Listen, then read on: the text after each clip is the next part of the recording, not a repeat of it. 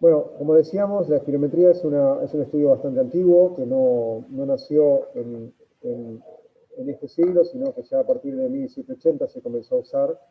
Es un procedimiento muy común en la práctica neumonológica y en la práctica clínica en general.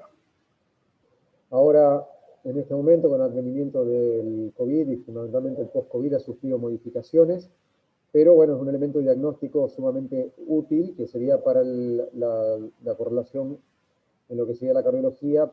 El electrocardiógrafo para el cardiólogo, para nosotros es el elemento diagnóstico esencial, por lo menos en la investigación inicial, de varios problemas desde el punto de vista respiratorio. Ese es un equipo bastante antiguo, como ustedes verán, de los que se usaban fundamentalmente son métodos de campana, que ahora iremos viendo cuáles son los distintos equipos que se utilizaban y actualmente, bueno, cómo está hoy el estudio. Pero para poder empezar a hablar, primero tenemos que saber qué es lo que vamos a medir con la espirometría. Este gráfico, que es muy clásico, demuestra acá, en primer lugar, una persona respirando normalmente, sin problemas respiratorios, por así decirlo. Va a movilizar en cada inhalación y expiración lo que llamamos volumen corriente, que representa aproximadamente unos 500 centímetros cúbicos. Si esa persona exhala completamente desde volumen corriente, vamos a tener el volumen de reserva expiratorio, si saca hasta la totalidad del aire que puede movilizar. Y si de volumen corriente inspira profundamente, vamos a llegar a lo que se llama volumen de reserva inspiratorio. Si nosotros juntamos esos tres volúmenes, vamos a tener lo que se denomina capacidad vital. Por lo tanto, cuando nosotros hacemos espirometría, lo que medimos es, le pedimos al paciente que inhale profundamente, llene completamente sus pulmones y luego exhale todo el aire que tiene en sus pulmones, y de esa manera medimos la capacidad vital, que lo podemos hacer de dos maneras: de forma violenta y rápida y firme, que sería lo que llamamos capacidad vital forzada, o de una forma lenta, que se llama capacidad vital lenta, que eso lo usamos en algunas patologías donde hay fundamentalmente problemas para poder soplar con fuerza, como enfermedades neuromusculares o personas postradas. Sí es importante entender en este dibujo que digamos, fundamentalmente volúmenes y capacidades que no mide la espirometría, fundamentalmente lo que tiene que ver con la reserva, con el volumen residual, y por lo tanto, si no podemos medir volumen residual, no podemos medir capacidad pulmonar total. Entonces, dentro de los estudios de la funcionalidad respiratoria que usamos en neurología, tenemos algunos que son, digamos, divididos en dos grupos grandes, que serían estudios estáticos y estudios dinámicos, en relación a el estímulo en el cual se somete al paciente para poder hacer estos estudios. En esto encontramos el picoflujo, la espirometría, la difusión de dióxido, en este caso, o de otros gases, y la plethysmografía corporal, que es para medir fundamentalmente volúmenes pulmonares, también la dilución la difusión de nitrógeno o de otros gases, como el helio, que también sirven para medir volúmenes corporales, volúmenes pulmonares, son los que se usan con el paciente en reposo. Y estudios dinámicos es cuando al paciente lo sometemos a un estímulo, como puede llegar a ser el test de marcha sin minuto, el shuttle test, el de sentar y parar. El más complejo de todos, el test de ejercicio cardiopulmonar, porque mide en un paciente sometido a un esfuerzo máximo el intercambio de gases y fundamentalmente cuando se produce la mayor consumo de oxígeno, a partir del cual podemos sacar la VO2 y podemos sacar otros parámetros de referencia, tanto en pacientes con patología como en deportistas.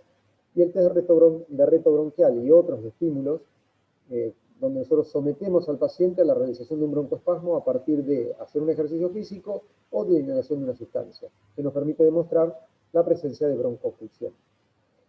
Básicamente la espirometría es medir la expiración, ese es el término. Si bien nosotros tenemos que considerar que tenemos que medir todo el ciclo respiratorio, no solamente la expiración, aunque la mayor información sobre patologías lo da, lo que nos permite ver la curva expiratoria de los estudios. Como decíamos anteriormente, lo que nosotros medimos en una espirometría es la capacidad vital, que puede ser forzada o lenta. Como decíamos, esto no nació ahora, sino que surgió ya con Hutchinson, que a partir de los estudios fisiológicos que él desarrolló y de la máquina que desarrolló, que era volumétrica, el concepto de espirometría sigue siendo exactamente el mismo, aunque hayan cambiado radicalmente los elementos de medición. Y podemos dividir a los aparatos, a los espirómetros, en dos grandes grupos: espirómetros de volumen y espirómetros de flujo. La diferencia, digamos, esencial en esto es en la complejidad. Los espirómetros de volumen son aquellos espirómetros que en general son previos a la era informática, donde acá encontramos que son equipos, digamos, muy voluminosos, muy pesados, pero muy estables en el tiempo en cuanto a las mediciones, muy sensibles, pero también bastante difíciles de utilizar y de medir y que hoy ya están en desuso, salvo para mediciones especiales, más que nada en la parte de investigación. Pero en general no se usan, son antiguos. Y hoy día los que utilizamos son los espirómetros de flujo. La diferencia está en lo que estamos midiendo. Por así decirlo, volumen, medimos una concentración, una cantidad de aire en un espacio físico que podemos medirlo, en algún momento se medía con bolsas y después en otro con campana y en otro con fuelles, que en definitiva el paciente soplaba y todo lo que llenaba, en lo que se llenaba en esa bolsa era la cantidad de aire, luego se medía y nos permitía saber cuánto esa persona soplaba. Pero actualmente lo que hacemos es medir flujo, ¿qué quiere decir? Por una unidad de tiempo, cuánto aire pasa por un aparato que tiene un calibre medido. Entonces, a partir de eso podemos extrapolar las mediciones a lo que son volúmenes. Pero la diferencia práctica y, digamos, física corresponde a eso. Son diferentes porque miden cosas distintas, pero nos permite sacar conclusiones. Pero entendamos hoy que los espirómetros que usamos actualmente, donde una persona sopla de manera fuerte, violenta, durante 6 segundos mínimo, miden fundamentalmente lo que esa persona sopla y luego extrapola esas mediciones a lo que serían la medición en volúmenes. Y acá tenemos distintos tipos de espirómetros que luego iremos viendo, pero obviamente estos están unidos a software bastante interesantes que nos permiten obtener información muy amplia y nos permiten, por supuesto, también ser más portátiles, más baratos y más fáciles de utilizar. Entonces, esto es un concepto que es esencial y que tiene que ver con la espirometría. La espirometría podemos hacerla cualquiera, es como un electro, podemos hacerlo cualquiera. Ahora, hacerlo bien e interpretarlo de manera adecuada no lo hace cualquiera. Por eso es que esto tiene sus condiciones técnicas para poder hacer una espirometría, para que después podamos hablar de patrones o de afectaciones o de normalidad. Pero si no se hace bien, no se puede interpretar una espirometría. Y se define que hay 3 conceptos. Hay unos autores que definieron que necesitamos un aparato calibrado y adecuadamente preparado, un técnico absolutamente motivado para poder hacer el estudio, que puede ser médico o no médico, esto para eso se certifica, y después un paciente que entiende y colabore con lo que tiene que hacer. Si no se dan esas 3 opciones, es imposible tener resultados de una espirometría aceptable y por lo tanto evaluable. Como decíamos, los espirómetros volumétricos, tal vez uno de los más clásicos, el espirómetro de pistón, y dentro de los espirómetros de flujo, ese es un modelo bastante actual que tiene incorporado inclusive un saturómetro y que tienen tamaños distintos para usos distintos. Actualmente están los de uso domiciliario personalizado, que son pacientes que se llevan sus propios espirómetros a su casa, que todavía son caros acá en Argentina. Las curvas que nosotros vamos a evaluar, o sea, un espirómetro, un paciente sopla, pero ese soplido nos genera información. Esa información primero van a estar en las curvas y después en los valores.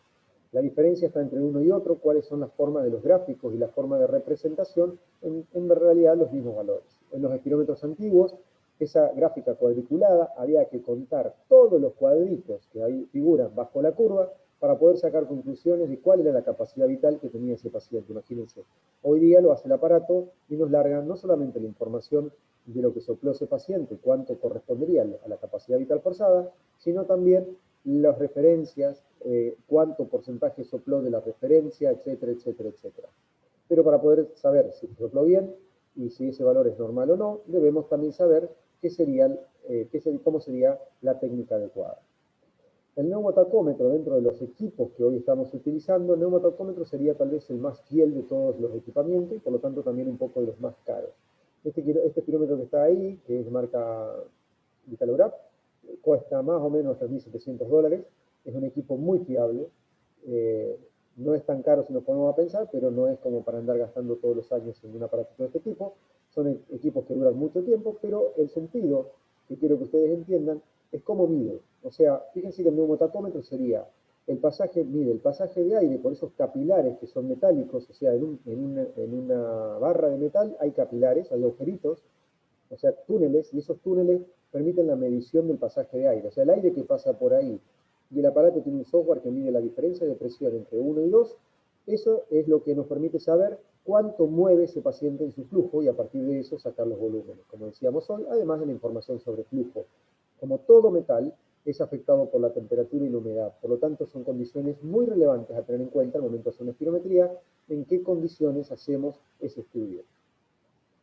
Pero después se inventaron los de turbina u otros, que acá lo que medimos, el aparato mide en realidad el pasaje de aire que una persona sopla, que hace girar una turbina, y lo que hace el sensor, que tiene un sensor infrarrojo, mide cuántas veces giró esa turbina, esa paleta de la turbina, y permite sacar conclusiones de flujos. Estos son los más baratos, pero son, digamos, si bien son bastante confiables, tienen un margen de variabilidad del 3%, son aceptables en la práctica y hoy son los que más se usan por lejos. ¿Y qué información nos permiten, nos dan esos equipos? Nos dan información en gráficos en primer lugar. Estas son las dos curvas características que vamos a encontrar en espirometría. La curva flujo-volumen y la de volumen-tiempo. La de flujo-volumen, la de la izquierda, la de volumen-tiempo, la de la derecha. Y ustedes verán que hay una diferencia entre la curva de flujo-volumen, la que está en el gráfico compartido de la izquierda, y el que está en la derecha, donde está un poco más explicado. La parte de la mitad hacia arriba, de la horizontal hacia arriba, corresponde a la rama expiratoria, de la parte de la mitad para abajo corresponde a la rama inspiratoria. Siempre pedimos que una espirometría tenga las dos ramas, tanto expiratoria, que sería la más importante, pero también la inspiratoria si hay que hay patología que puede afectar solamente esa parte. Y la flujo-volumen es la que nos permite también saber cuánto tiempo sopla ese paciente y también nos permite saber una cosa muy importante, qué pasa a nivel de R1, que sería qué sucede, cuánto sopló ese paciente en el primer segundo de la curva. Este es dato muy importante en enfermedades obstructivas fundamentalmente. Y la capacidad vital sería cuánto aire sacó ese paciente, digamos, desde que terminó de soplar o desde que viene la curva inspiratoria, todo el área bajo la curva estaría representado por la capacidad vital forzada. La B6 es un parámetro que se usa bastante seguido en enfermedades obstructivas como el EPOC. Por lo tanto, las curvas flujo-volumen, decíamos, una está inspiratoria, una está expiratoria, y acá tenemos dos puntos que son importantes a considerar en esta curva. El pico de esta curva corresponde al pico flujo expiratorio. Este dato es importante, no se confundan con lo que sea pico flujo de seguimiento, que nosotros podemos usar en asma, por ejemplo, o que podemos usar una guardia para valorar una exacerbación de una crisis de asma, sino que acá el pico flujo tiene que ver con la calidad de la curva, ya que nos permite, si el paciente sopla con fuerza, esa curva va a tener un pico flujo que represente el 100%, cercano al 100% de lo que debería haber soplado, quiere decir que lo hizo con intensidad. Entonces podemos de esa manera interpretar los resultados. Y otro punto importante es lo que sucede entre el PEF 25 y el 75, que sería el PEF o MEF 25-75, que esto representa esta área que está acá, representa lo que sucede en la pequeña vía aérea. Eso es, las patologías que afecten la pequeña vía aérea van a afectar esta curva. Por ejemplo, lo van a ver en EPOC como una pancita que viene hacia abajo con una concavidad superior. Eso lo vamos a ver ahora cuando veamos algunas espirometrías de EPOC. Que hay un concepto que es muy importante. No solamente tiene que ver con hacer bien la curva, sino que hacer que las curvas sean muy parecidas entre sí. Y eso tiene que ver con dos conceptos. Primero, aceptabilidad, curvas bien hechas, técnicamente bien hechas, aceptables. Y por otro lado, reproducibilidad, que quiere decir curvas hechas muy parecidas entre sí, de dos al menos, de tres que haga como mínimo bien hechas, dos tienen que ser reproducibles, o sea, con valores cercanos, muy cercanos entre sí. Cuando nosotros vemos curvas, tenemos que tener en consideración, para decir que esa curva es aceptable, estos conceptos. Primero, que la curva inicie de forma bien aguda, bien hacia arriba, sin demoras al principio, que tenga un ángulo agudo en la parte superior, no una meseta. El ángulo agudo quiere decir que sopló con intensidad, y que luego venga descendiéndose hasta llegar hacia la horizontal, de una manera sin artefactos significativos. Muchas veces pasa que el paciente tose y, por ejemplo, puede toser en algún momento de la curva. Si la persona tose dentro del primer segundo, no se acepta porque eso altera la B1. Si el paciente tose más tardíamente, podemos aceptarlo teniendo esa consideración, porque obviamente muchas veces estos son esfuerzos que no son menores. Si alguno de ustedes alguna vez hizo una espirometría, se dará cuenta que soplar sin resistencia y con un calibre grande, por lo tanto el aire se parece que se termina al cabo del primer segundo. Y esto también lo podemos ver en la curva de volumen-tiempo. Siempre vamos a hacer como mínimo 3 soplidos pre, 3 soplidos post-broncodilatador, de un máximo de 8 pre y de 8 post-broncodilatador. Esto es lo que les decía del inicio, el paciente tiene que comenzar el soplido de manera brusca, porque justamente lo que tratamos de medir es la salida completa del aire y lo más rápido posible, porque si no se afectaría la medición de la V1. Estos son errores frecuentes, que sería el del lado izquierdo, cuando el paciente deja de soplar de manera violenta, por eso cae la curva, baja a cero, siendo la del lado derecho una curva que termina de manera suave, llegando a lo que sería la horizontal. Estos son los ejemplos de los errores comunes, como decíamos, cierre glótico, el paciente dejó de soplar cuando se cansan. Esto es extrapolación retrógrada, quiere decir el paciente comenzó a soplar fuerte tarde, por lo tanto fíjense que si yo quiero medir qué sucede en la V1 y el paciente demoró en empezar a soplar, ese valor va a ser bajo desde ya, pero anormalmente, falsamente bajo. Esfuerzo variable, cuando el paciente tiene retomes o toses, y luego acá cuando hay fuga de aire y el paciente empieza a perder aire y empieza a caer la curva. Esos son errores y son criterios para no aceptar esa prueba.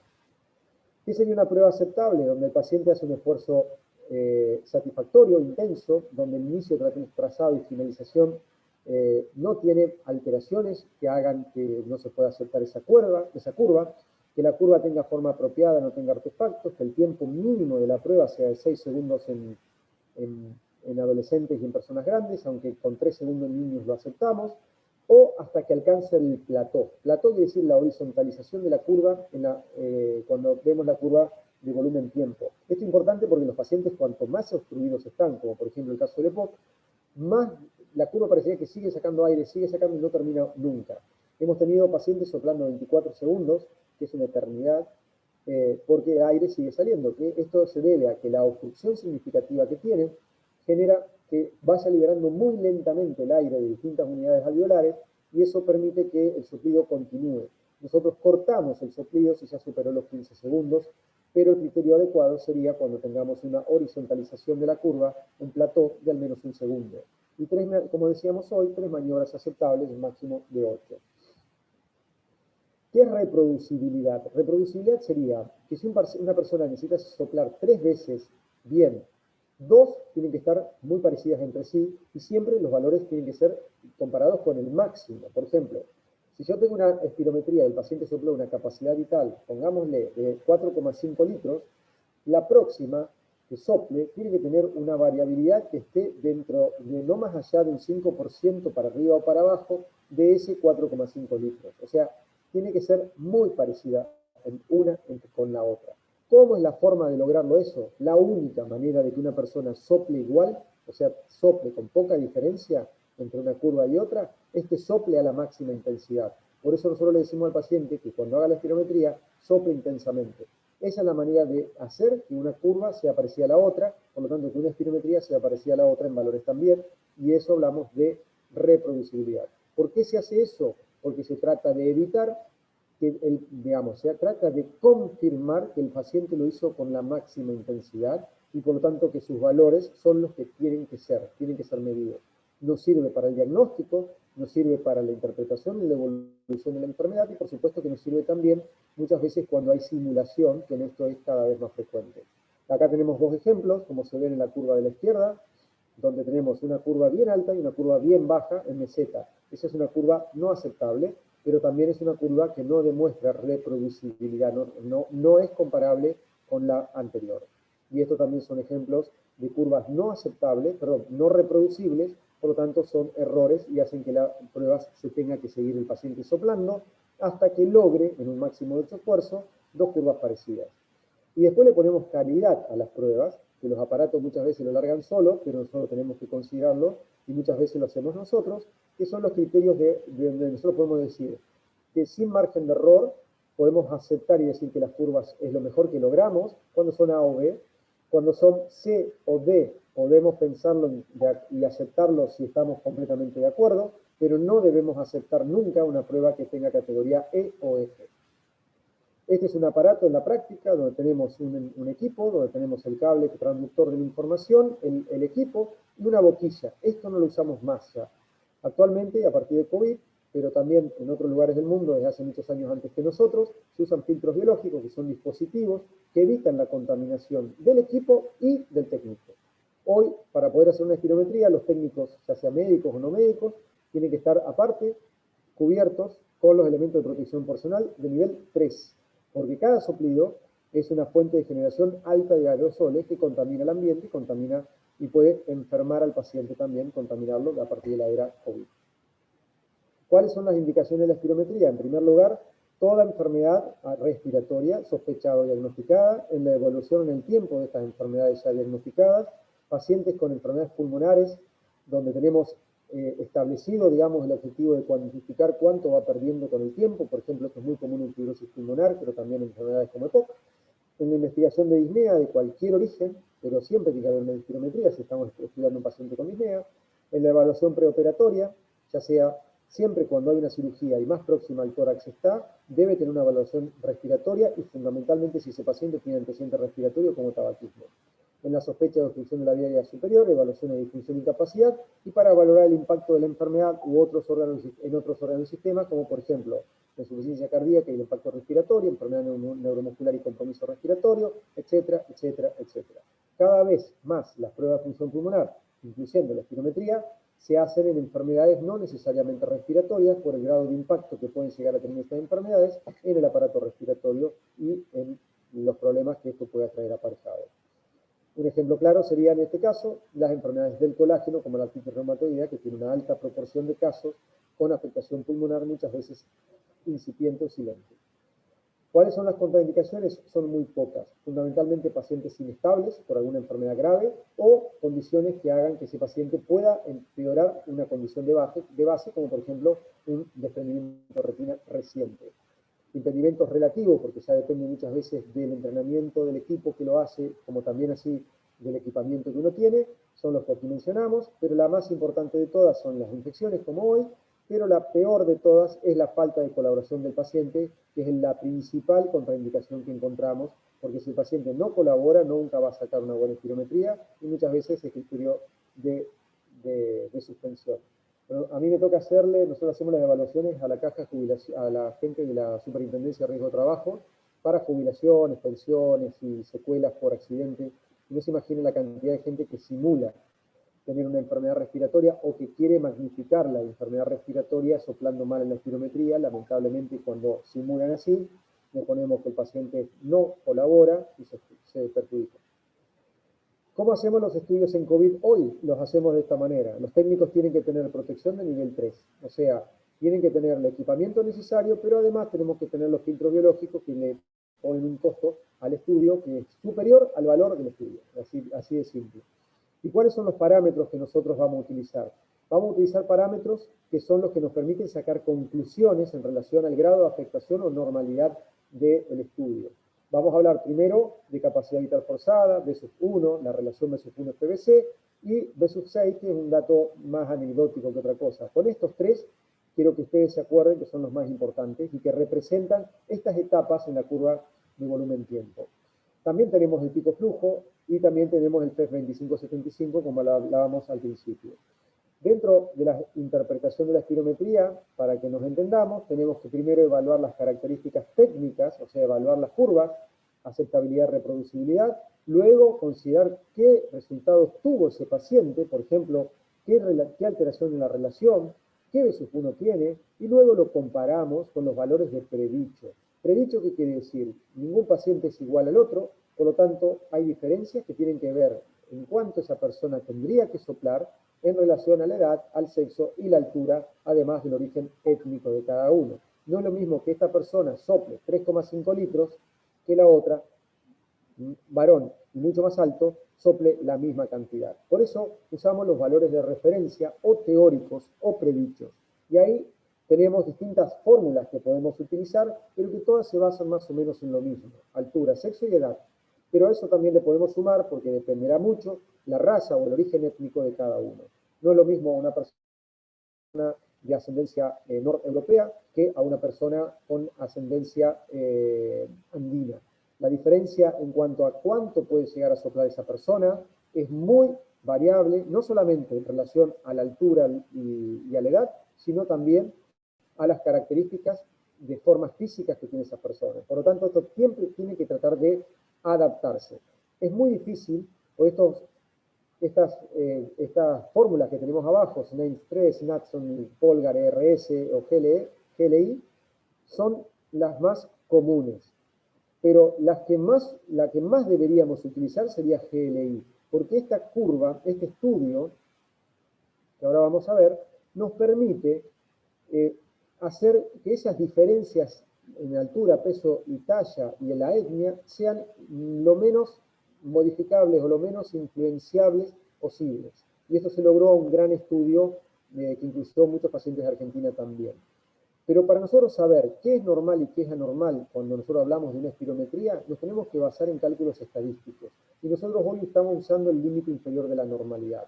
Esto, como ustedes sabrán, es una distribución gaussiana. La patología, la población que nosotros tratamos, la población en general, debe tener una distribución gaussiana y la función pulmonar tiene esa misma distribución. Quiere decir que el 95% de las personas, aproximadamente, se moverán entre el percentil -2 y +2. O sea que quedarán por fuera de ese percentil 2 más o menos un 2,5% para el lado superior y un 2,5% para el lado inferior.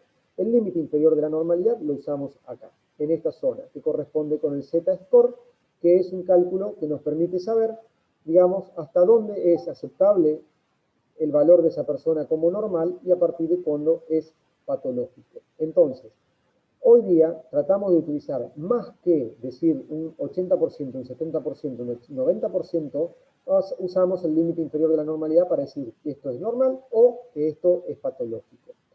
Y nos ayudamos con una fórmula, con cualquier equipo, mientras nosotros hagamos bien la espirometría, y sin pensar en los valores de referencia, esto que estábamos hablando, como SNAMES3, Knudsen, POLGAR, RS95, cualquiera de ellos, existió esto hace pocos años, en 2012, que se llama GLI.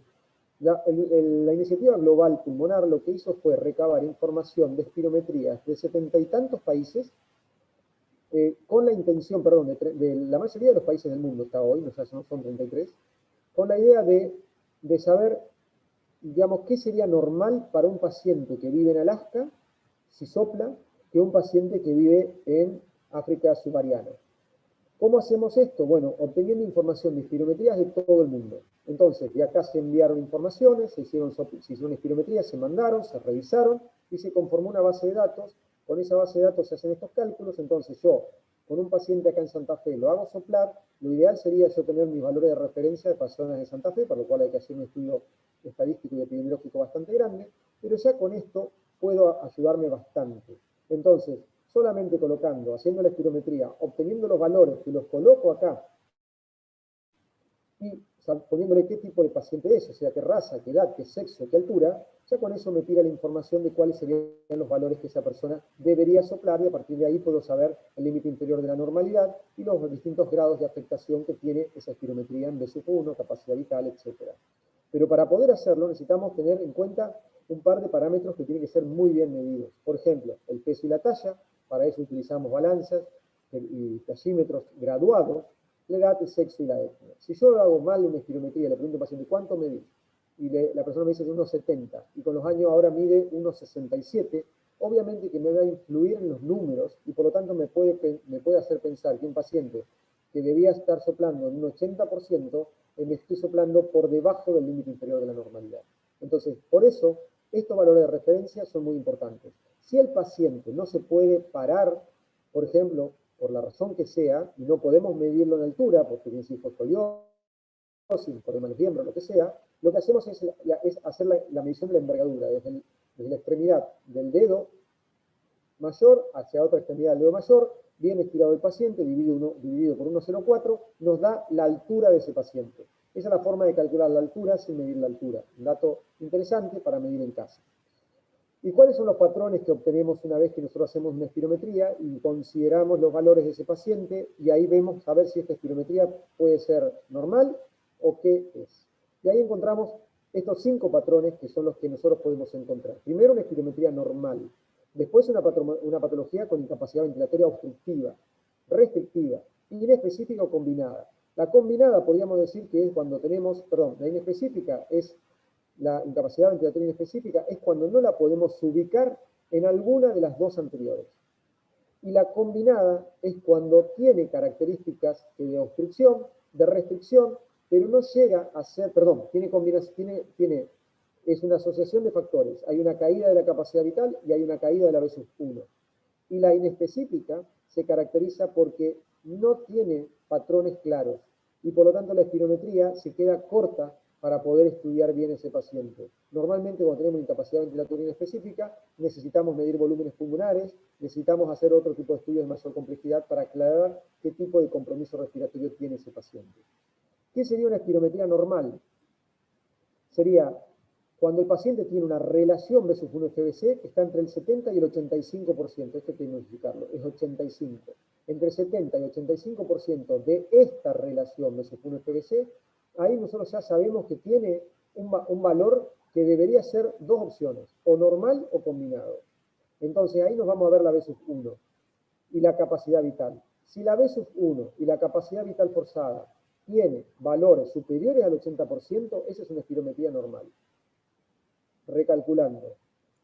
Cada vez que yo voy a ver los datos de una espirometría, si la espirometría está bien hecha, me voy a ver qué valor tiene de la B1-FBC.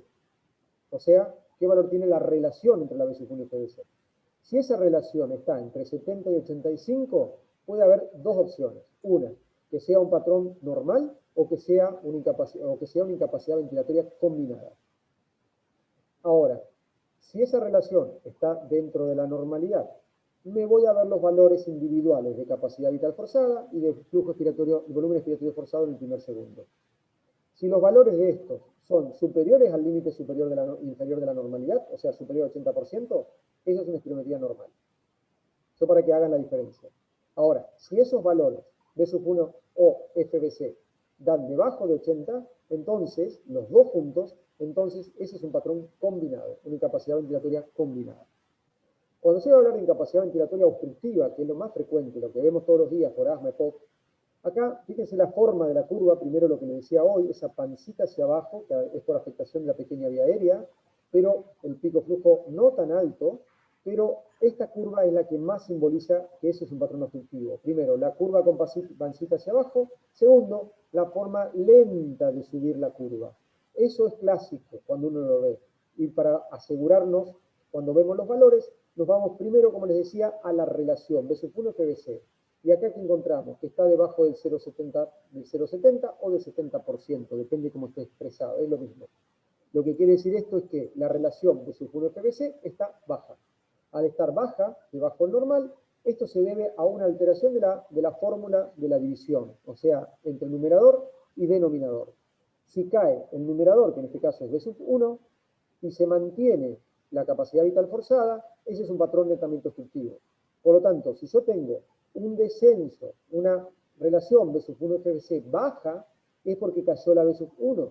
Entonces ahí me voy a ver el valor que tiene esa B1 para ponerle la severidad al cuadro obstructivo. Por lo tanto, hablamos de obstrucción espirométrica cuando se dan estos dos factores. La alteración de la relación B1-FBC hacia abajo, de 70, y dependiendo el valor de la B1, le vamos a poner la gravedad a esa obstrucción. Y estos son distintos tipos de espirometrías con distintos grados de afectación y obviamente el compromiso que tiene esto a nivel de los volúmenes pulmonares, como podemos ver en esta gráfica. Si nosotros compararíamos esta espirometría en color azul, veríamos que lo que pasa acá es un aumento del volumen residual a expensas fundamentalmente de otros de los volúmenes pulmonares. ¿Cuál sería la incapacidad ventilatoria restrictiva? Cuando acá pasa lo inverso. ¿Qué quiere decir? Que acá el denominador está bajo y por lo tanto el numerador se mantiene, o por lo menos no baja tanto. Entonces, esa inversión de la fórmula hace que cuando esté por encima del 85%, hablemos de un patrón restrictivo.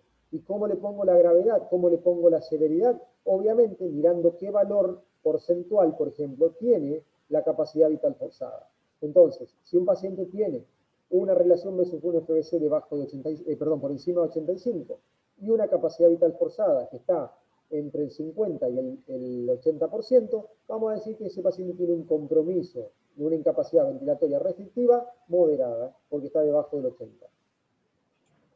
Este es un ejemplo de la incapacidad ventilatoria combinada, cuando acá tenemos una caída pareja, aunque no quiere decir que sea igual, de la capacidad vital forzada y del volumen expiratorio forzado en el primer segundo. Y la ventilatoria inespecífica era cuando decía que no teníamos definiciones claras y teníamos que pasar a otros estudios para poder estudiarlo. No. Pero siempre que tenemos... Sí. Perdón. Sí, decime. No, porque pasó muy rápido la diapositiva. Ahí está. Lo que quería decirle era que esta incapacidad ventilatoria inespecífica es la que muchas veces no nos alcanza la espirometría para poder definirla de manera adecuada y está expresada de esta manera. Por eso tenemos que, en estos casos, muchas veces ayudarnos con la medición de los volúmenes pulmonares para poder definirla mejor. Pero siempre que nosotros hacemos las pruebas, como les decía hoy, hacemos pre y hacemos post broncodilatador, o basal y post broncodilatador. Eso quiere decir que siempre una espirometría tiene que tener la prueba broncodilatadora, porque necesitamos saber, a partir de la administración de un broncodilatador como el salbutamol, si existe reversibilidad, quiere decir si hay cambio, hay modificación de los valores previos. Y eso se debe a que hay patologías que tienen respuesta broncodilatadora, como por ejemplo el asma, aunque también en el EPOC se ve, en un 35%. Por eso es que siempre tenemos que hacer esto. En una persona de adolescentes hacia arriba son 400 microgramos, 4 disparos de salbutamol, se espera 10 a 15 minutos, y luego se mide otra vez como mínimo 3 esfuerzos, 2 reproducibles, de 8 esfuerzos como máximo post-broncodilatador. La reversibilidad post-broncodilatador, esto es como se ve en el gráfico, y decimos que la prueba tiene reversibilidad significativa cuando tenemos un cambio que supera los 12%, por ejemplo en B/1, y 200 mililitros, las dos cosas. Ahí hablamos de reversibilidad significativa post-broncodilatador. Quiere decir que los bronquios se abrieron y que esa persona sacó mucho más aire en ese primer segundo del soplido. Y este es un ejemplo claro de la reversibilidad post-broncodilatador. ¿Se entendió, chicos? ¿O fui muy rápido? Profe, yo tengo una duda con respecto cuando se mide la restrictiva. Me perdí en la parte de que tenemos que mirar la capacidad vital forzada y ver cómo está, eso me perdió. En restrictiva, mirá, la idea es así. Ustedes siempre tienen que considerar que el primer valor que van a tener que mirar en una espirometría, cuando vayan a mirar la espirometría, tiene que ser la relación B/1 FBC. Eso es lo primero, independientemente del paciente que estén viendo. Porque a lo mejor viene el paciente y se fuma 700 paquetes al año y usted dice, bueno, esto es un EPOC. Está bien, pero vayámonos a qué relación tiene B/1 FBC. Si la relación B/1 FBC está debajo de 70, eso es obstrucción. Si está por encima de 85, eso es restricción. Después de ahí, nos vamos a ver qué valor tiene en el porcentaje. A ver si les puedo mostrar para que ustedes vean un reporte. Vamos a la... Profe, pero no había mencionado también que si era mayor al 85% la relación B/1 FBC era normal. No, normal va a ser, en el caso de... normal va a ser, siempre una espirometría normal tiene la relación B/1 FBC entre el 70 y el 85%. Pero eso también se da en los patrones combinados. Ustedes acuérdense que estamos hablando siempre de digamos, de una división, así de simple. Que esa división tiene el concepto de que hay numerador-denominador. Entonces, si les cae la B/1, que es el numerador, por supuesto que va a caer la relación. Y va a estar, si está debajo de 70 esa caída, entonces eso es un patrón de tipo obstructivo. Esperen un poquitito. A ver que me voy a ir a compartir de nuevo.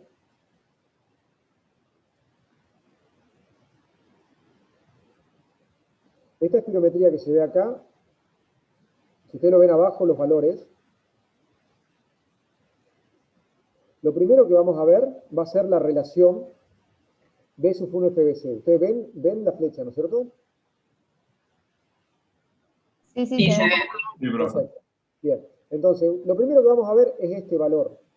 Y nos vamos a ir a lo medido. ¿Ven? Medido acá. ¿Qué quiere decir? Que de este valor dividido este, o sea, B sub 1 dividido FBC me da 48%. 48. Entonces, yo ya viéndolo a esto, yo ya sé que este es un patrón obstructivo. Ahora, ¿qué hago para ponerle la severidad? Me voy a ver este valor, pero yo acá uso el porcentaje, no el valor absoluto, el porcentaje. Puedo hacerlo con el valor absoluto, pero ese porcentaje que estoy midiendo acá es esto que sopló en relación a esto que debería haber soplado. Entonces, este es el predicho de ese paciente, cuánto debería haber soplado si fuera normal, pero sopló esto. Entonces, ¿qué quiere decir? Que este porcentaje está en un 59%. Por lo tanto, este va a ser una incapacidad ventilatoria obstructiva de grado moderada. ¿Por qué? Porque la categorización en leve, moderado, severo o muy severo, por supuesto que depende de la patología, pero básicamente es de 80 hacia arriba se considera leve, si esto está alterado, obvio, ¿no? Si esta relación está alterada, y tiene, pongámosle 81, va a ser una incapacidad ventilatoria obstructiva leve. Este está en 60, incapacidad ventilatoria obstructiva moderada, porque está entre 50 y 80, y 50 y 79. Ahora, si está entre 30 y 49, ya hablamos de obstrucción ventilatoria severa. Y si está de 29% para abajo, este valor, ya ahí estamos hablando de muy severa. ¿Se entiende el concepto?